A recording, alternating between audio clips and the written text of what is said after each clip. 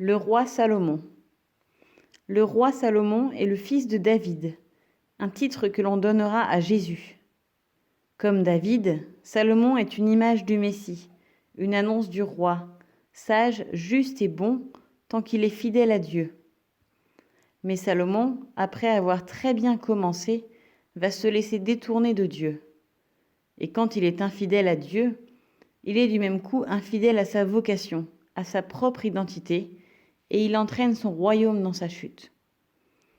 Cette histoire est riche d'enseignements pour nous aussi, car c'est ce moment où Salomon tourne mal que raconte le texte que nous lisons.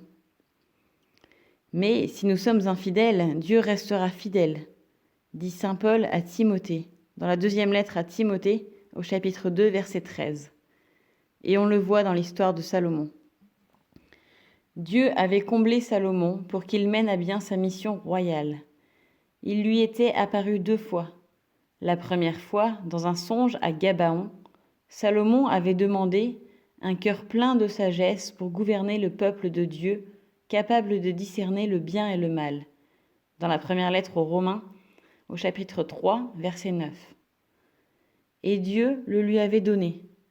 Quand Salomon eut construit le temple, comme Dieu l'avait annoncé à David son père, Dieu lui apparut à nouveau, comme à Gabaon, précise le texte, dans la première lettre aux Romains, au chapitre 9, verset 2, pour lui promettre d'habiter là, dans le temple, au milieu de son peuple. Mes yeux et mon cœur y seront toujours, dit-il. Mais Israël est un petit pays montagneux, habité par un peuple de bergers, et il est entouré de nations puissantes, comme l'Égypte, ou riches et cultivées, comme le Liban. Salomon se laisse séduire. Il voudrait être comme les autres, riche, puissant. Et il l'est grâce à Dieu, mais aussi reconnu et influent. Il fait alliance avec ces peuples en épousant les filles de leurs princes. Son cœur s'attache à ces nombreuses femmes, mais aussi à leurs idoles. Et, dit le livre des rois, son cœur ne fut plus tout entier au Seigneur.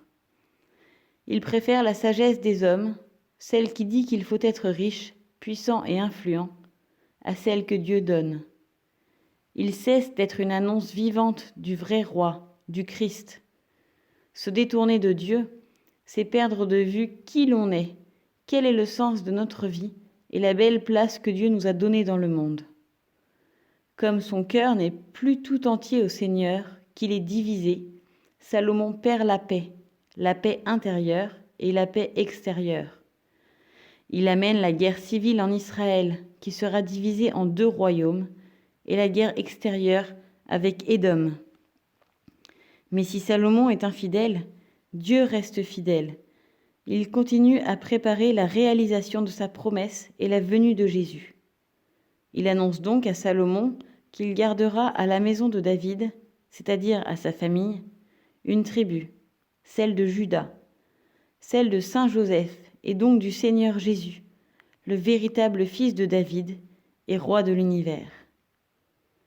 En cette belle période, Pascal prenait le temps de relire ce texte et de prier avec.